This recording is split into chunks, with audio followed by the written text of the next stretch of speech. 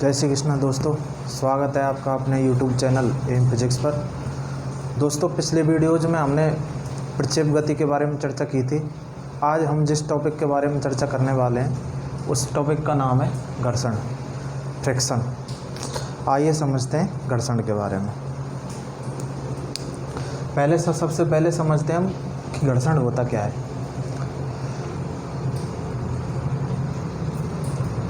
कोई भी दो सतह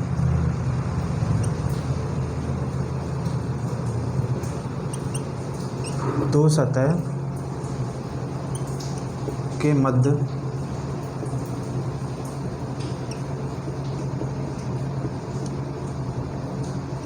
सापेक्ष गति का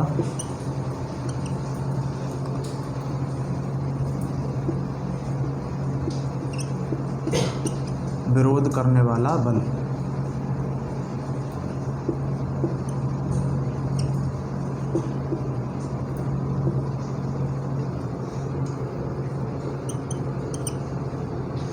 दो सतहों के मध्य सापेक्ष गति का विरोध करने वाला बल। कोई भी दो सतह होती हैं, उनके मध्य जब सापेक्ष गति होती है तो उनके मध्य जो गति का विरोध करता है तो उसे ही हम क्या कहते हैं? घर्षण बल कहते हैं। कोई भी वस्तु, चिकनी से भी चिकनी कोई भी वस्तु होती है, वो घर्षणहीन नहीं हो सकती। इस संसार में कोई भी वस्तु घर्षणहीन नहीं है। अर्थात जब हम उसको सूक्ष्मदर्शी या किसी उससे देखेंगे तो उस पर हमें खुरदरापन ज़रूर दिखाई देगा। ठीक है, इसका कारण क्या होता है? घर्षण का कारण क्या होता है? इसका कारण होता है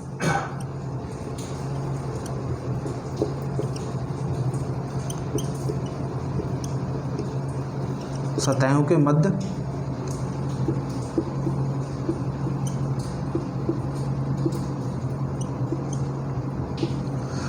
के मध्य जो अनियमितता होती है, जो असमानता होती है, खुरदरापन होता है, वही इस किसका कारण होता है? घर्षण का कारण होता है।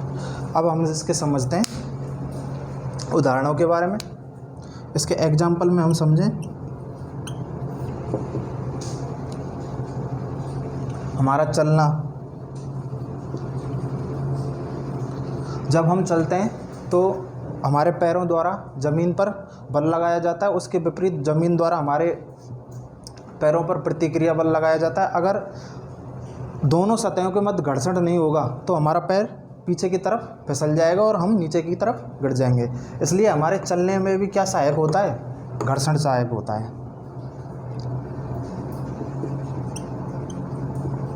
बोलना, जब हम बोलते हैं तो हमारे मुंह में वायु का जो घर्षण होता है उसी के कारण हम बोल पाते हैं।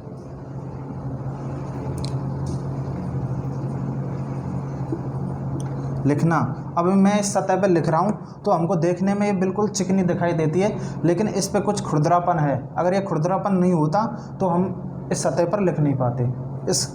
इस पर घर्षण है, खुरदरापन है, इसी कारण हम इस पर लिख पा रहे हैं।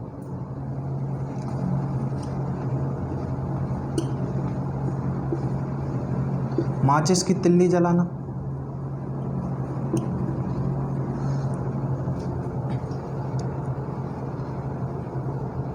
और आपने देखा होगा अंतरिक्ष में जब कोई भी उल्कापिंड आता है तो पृथ्वी तक पहुंचते पहुंचते नगण्य हो जाता है। क्यों? जैसे ही वो वायुमंडल के संपर्क में आता है तो घर्षण के कारण वो कम होता चला जाता है और घिसता चला जाता है और आते आते नगण्य हो जाता है। ठीक है, और भी इसमें उदाहरण समझ सकते हैं, जैसे कि ब्रेक लगाना।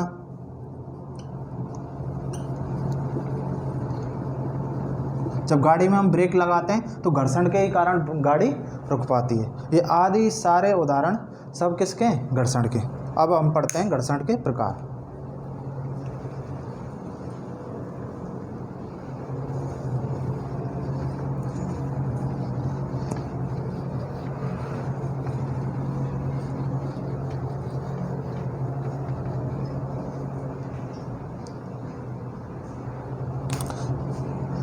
घर्षण के मुख्यतः दो प्रकार होते हैं।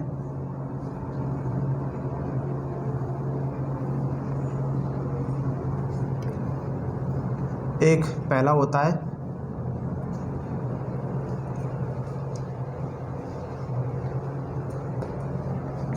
पहला गतिक घर्षण, जिसे बोलते हैं काइनेटिक फ्रिक्शन। दूसरा होता है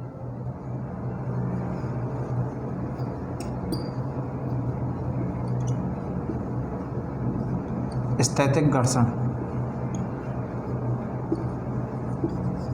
जिसे बोलते हैं स्टैटिक फ्रिक्शन। मतलब जो घर्षण गतिज अवस्था में लगता है, गति में लगता है, वो घर्षण कौन सा होता है? गतिज घर्षण। दूसरा जो स्थिर अवस्था में लगता है, मतलब जब वस्तु गति में नहीं होती है तो वो कौन सा घर्षण लगता है? स्थैतिक घर्षण। ठीक है, सबसे पहले पढ़ते हैं हम गतिक घर्षण के बारे में।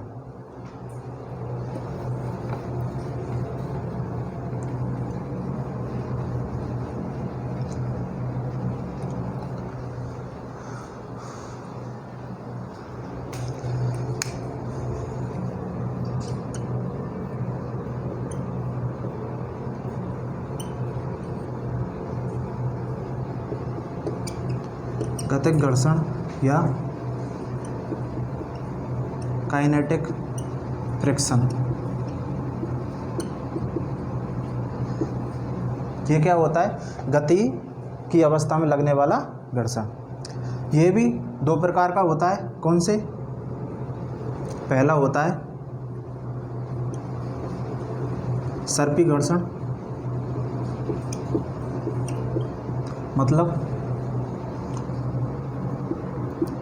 Sliding friction.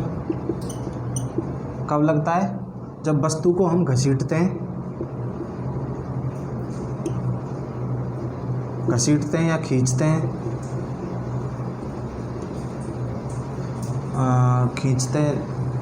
घसीटते हैं और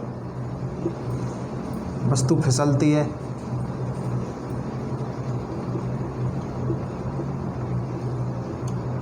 तब कौन सा घर्षण लगता है? सर्पी घर्षण। दूसरा होता है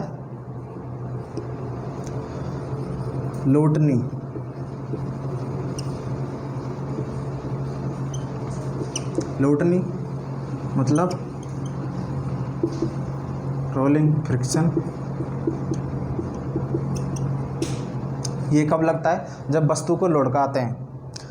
पहिए का आविष्कार हुआ है, मतलब पहिया जिसमें लगा दिया जाए, लुढ़काते हुए जिसको ले जाएं हम, तो उस स्थिति में जो घर्षण लगता है वो कौन सा होता है? फ्रिक्शन, लोटनी घर्षण, रोलिंग फ्रिक्शन। ठीक है,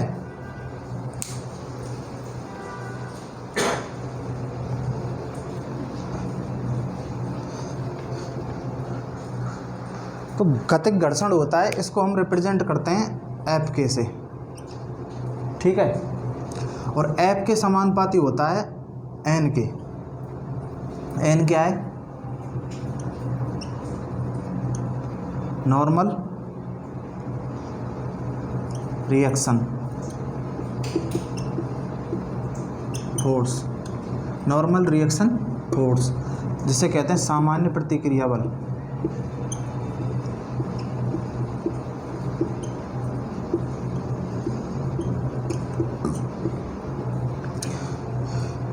इस समानुपाती के चिन्ह को हटाने के लिए कांस्टेंट रखते हैं म्यू के।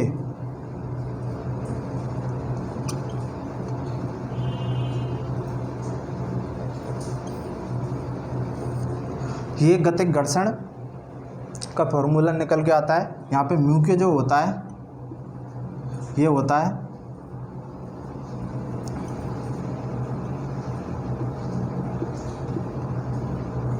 कोफिशिएंट ऑफ काइनेटिक फ्रिक्शन,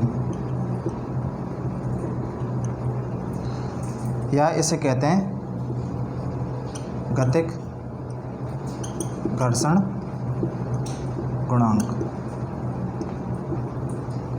ठीक है,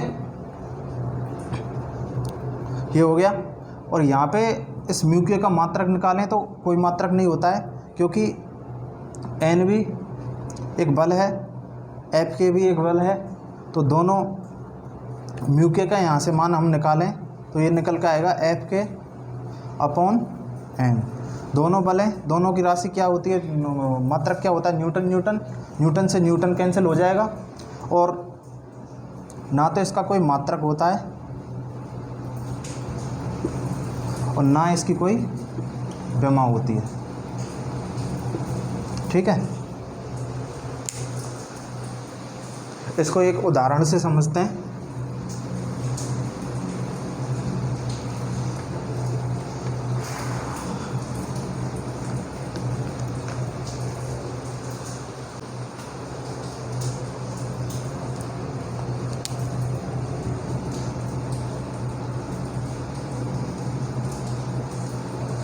ये कोई सतह है, इस पर कोई बॉक्स रखा है, कोई ऑब्जेक्ट रखा हुआ है जिसका भार है 5 kg। ठीक है, और इस पे बल लग रहा है इधर की साइड, कितना, 2000 न्यूटन। ठीक है,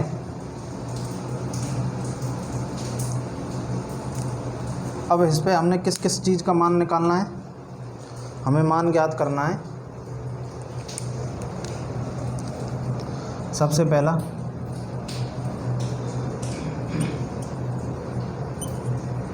नॉर्मल रिएक्शन फोर्स, दूसरा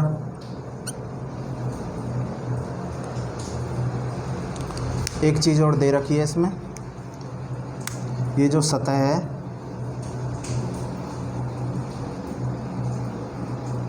इसका जो म्यू का मान है, म्यू के गतिक घर्षण गुणांक का मान दे रखा है 0.2।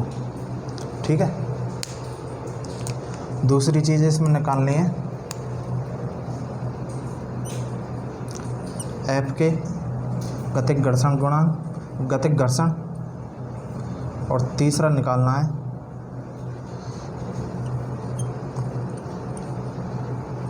एक्सीलरेशन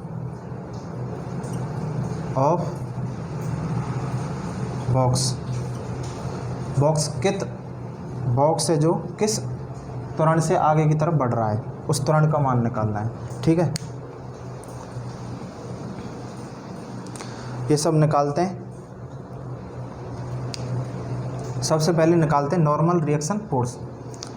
नॉर्मल रिएक्शन फोर्स निकालने के लिए इसका नीचे की तरफ भार लगेगा, क्या, W बराबर mg, और ये कितना हो जाएगा 50 न्यूटन। जो नॉर्मल रिएक्शन फोर्स होता है वो सतह के लंबवत लगता है हमेशा, n। ठीक है, और वस्तु इधर साइड मूव हो रही है तो जो फ्रिक्शन फोर्स लगता है वो हमेशा लगता है विपरीत साइड में, तो एफ के किधर लगेगा, इधर साइड। ठीक है, तो सबसे पहले निकालते हैं हम नॉर्मल रिएक्शन फोर्स।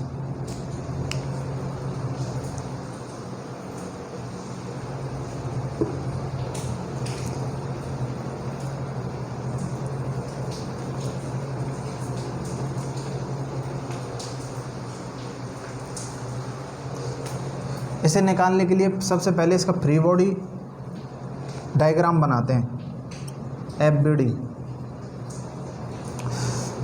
ऑब्जेक्ट को एक बिंदु की तरह ट्रीट करते हैं, इस पर नीचे की तरफ लग रहा है कितना 50 न्यूटन, ऊपर की तरफ n लग रहा है, इधर साइड कितना लग रहा है 2000, और इधर साइड क्या लग रहा है एफ के। ठीक है, सबसे पहले निकालते हैं नॉर्मल रिएक्शन फोर्स। अब आपको पता है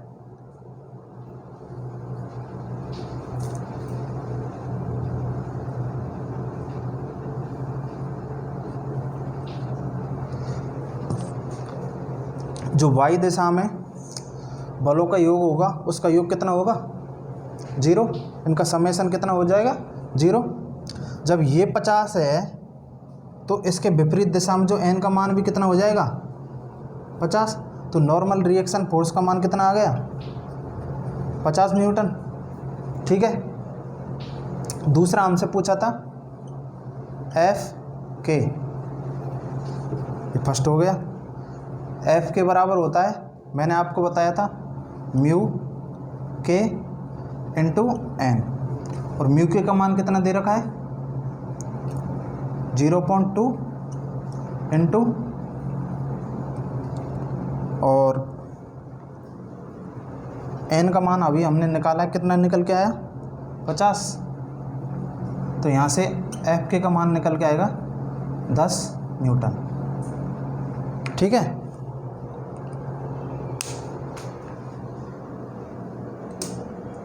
तीसरा हमें निकालना है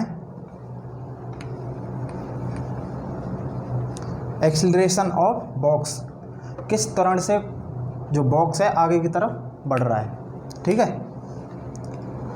इसे निकालने के लिए सबसे पहले हमें निकालना होगा इधर साइड नेट बल। अब ध्यान से आप देखें, एफ के का मान निकल के आ गया 10 न्यूटन, इधर साइड 2000 न्यूटन, और इधर साइड 10 न्यूटन। तो इधर साइड निकल के कितना आएगा, ये जो दे रखा है ये 200 न्यूटन है।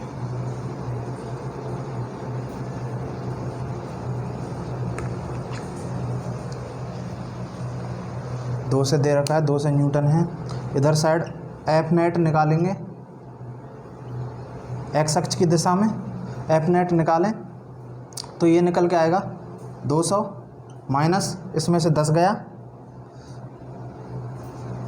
तो ये निकल के आएगा 190 न्यूटन। किधर, ये इधर साइड, ये एफ नेट टोटल 190 न्यूटन। यहाँ से ये बराबर होगा किसके, एम ए के, और यहाँ से हमको किसका मान निकालना है, ए का। तो ए का मान निकालने के लिए 190 में भाग दे देंगे किसका, एम का, और एम कितना दे रखा है हमको, 5।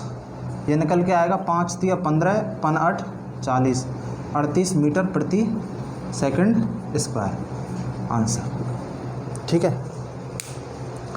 आशा करता हूँ आपको वीडियो पसंद आई होगी, और अगर वीडियो पसंद आई तो वीडियो को लाइक करें, शेयर करें और चैनल को सब्सक्राइब करें।